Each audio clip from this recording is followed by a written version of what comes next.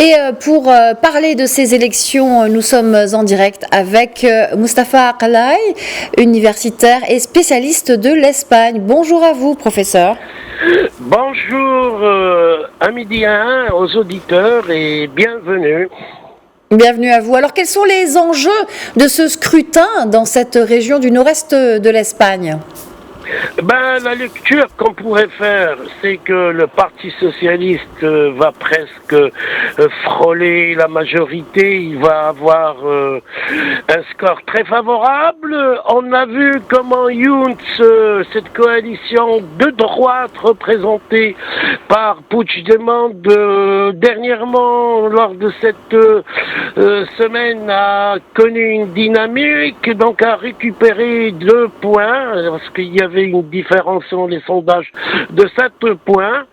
Et donc l'ex-ministre de la Santé, qui a bien géré la pandémie, va encore, c'est-à-dire remporter ces élections.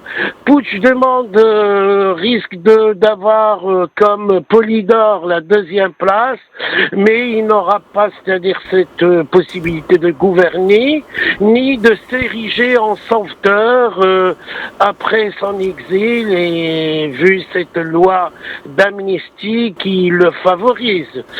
Il y a aussi l'extrême gauche Esquerra, donc sur ce plan, il y a une rupture presque avec Puigdemont, il y a une division, il y a une froideur, et le mouvement indépendantiste est en train de s'effriter.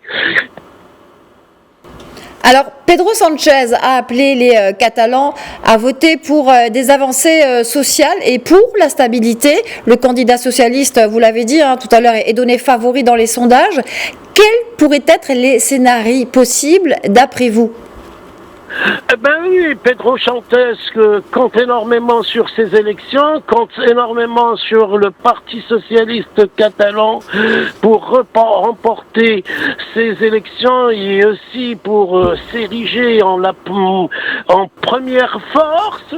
Ça va lui donner, c'est-à-dire la possibilité de continuer sa politique progressiste et surtout de revenir en force après ce passage à vide qu'il a connu dernièrement lors de la dernière semaine, lorsqu'il avait arrêté toute activité politique, agacé par le harcèlement de la droite, de l'extrême droite contre sa femme Begoña. Je crois que Pedro Sánchez est un résilient, c'est un fin politicien, et donc il sera renforcé par ces élections catalanes, comme il a été renforcé dernièrement par les élections basques, et donc on aura un Pedro Sánchez pour ce mandat, et peut-être, paraît-il, selon les sondages, même les autres mandats prochains. Là, aussi, Puigdemont, il va perdre quelques voix, parce qu'il y a une candidate indépendantiste d'extrême droite qui va lui faire, c'est-à-dire de l'ombre, et il va lui grignoter des voix, et donc il faut compter sur ce Parti socialiste et surtout sur Pedro Sánchez qui est pour une politique progressiste et très sociale.